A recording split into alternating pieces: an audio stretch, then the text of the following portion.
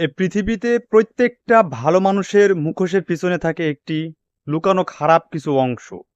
যে অংশটা কিছু মানুষের খুব দ্রুত সামনে চলে আসে এবং কিছু মানুষের এটা অনেক দেরি হয়। তেমনি সাম্প্রতিক একটি ঘটনা সামাজিক যোগাযোগ মাধ্যমে খুব ব্যাপকভাবে আলোড়ন সৃষ্টি করেছে। সেটা হচ্ছে এই যে রিপন মিয়া। আপনারা জানেন এই কনটেন্ট ক্রিয়েটর একজন কাঠমিস্ত্রি এবং সে প্রতিনিয়ত খুব সুন্দর, সুন্দর আমাদেরকে ভিডিও এবং বিনোদন দিয়ে আমাদের মাঝে আলোড়ন সৃষ্টি করেছে এবং সেই সাথে দেখা যায় যে এই লোকটি একটা কিশোরীকে নিয়ে কট খেয়েছে এবং এটা সামাজিক যোগাযোগ মাধ্যমে এ নিয়ে অনেক মানুষ, অনেক লোকজন, অনেক কনটেন্ট ক্রিয়েটর যারা আছে তারা ভিডিও বানাচ্ছে। তবে এখানে একটা মূল বিষয় হচ্ছে মানুষ ভালোর পিছনে একটা খারাপ যে লুকানো চরিত্রহীন একটা মুখোশ থাকে খারাপ, সেটা খুব দ্রুতই প্রকাশ পেয়ে যায় তার যেকোনো কর্মের মাধ্যমে। আসলে একটা মানুষ দুনিয়াতেও যেমন শাস্তি ভোগ করবে ঠিক আখেরাতেও সেরকম তার পাপের শাস্তি ভোগ করবে, এটাই হচ্ছে বাস্তব কথা। তবে এই লোকটিকে দেখে এবং এর ভিডিও আমি মোটামুটি অনেকটাই পছন্দ করি এবং ভালো লাগে। যেহেতু সে দেখা যায় যে মুখে দাড়ি নিয়ে এবং অনেক কথাই বলে, ভিডিও করে, বিনোদন দেয়, ফানি কনটেন্ট তৈরি করে যেগুলো খুব আনন্দ দেয়, ভালো লাগে।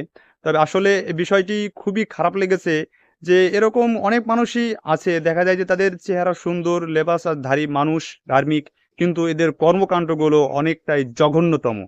তবে মূল বিষয় হচ্ছে এই ধরনের মানুষগুলোর কারণে সমাজে বিভিন্ন ধরনের কুকর্ম এবং খারাপ পরিস্থিতি তৈরি হয়েছে, যার কারণে এই সমাজটা আজকে নষ্ট হয়েছে। এই মানুষটি একসময় সে দাবি করেছিল সে অবিবাহিত এবং সামাজিক যোগাযোগ মাধ্যমে যেসব সাংবাদিকগুলো ছিল তারা কখনো তার এই যে বিবাহিত এবং মা-বাবা এবং ঘরবাড়ি এই বিষয়গুলো কখনোই সামনে নিয়ে আসতে এই ব্যক্তিটি মানে রিপন মিয়া কখনো চায়নি। কিন্তু একসময় দেখা গিয়েছে যে সে আসলে একজন বিবাহিত।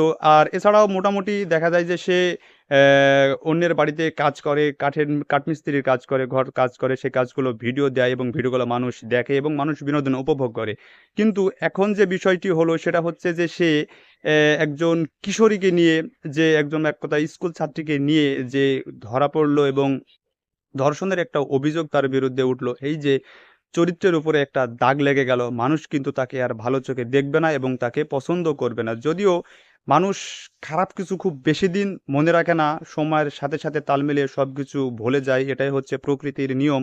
তবে রিপন মিয়া যে ভিডিওগুলো তৈরি করতো খুব ভালো লাগতো। কিন্তু এইরকম একটি কনটেন্ট ক্রিয়েটর, জনপ্রিয় কনটেন্ট ক্রিয়েটর মানুষের ভিতরে যে এত নোংরামো এবং খারাপ মুখোশ লুকিয়ে ছিল সেটা আমরা কখনোই কেউ জানতাম না, যদি না সামাজিক যোগাযোগ মাধ্যমে এই বিষয়টি আমরা না দেখতাম।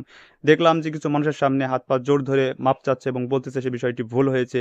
কিন্তু ভালো মানুষের প্রত্যেকটি ভালো মানুষের মুখোশের পেছনে যে একটা খারাপ চরিত্রহীন মুখোশ থাকে তা এই রিপন মিয়াকে না দেখলে আমরা কখনোই বুঝতে পারতাম না।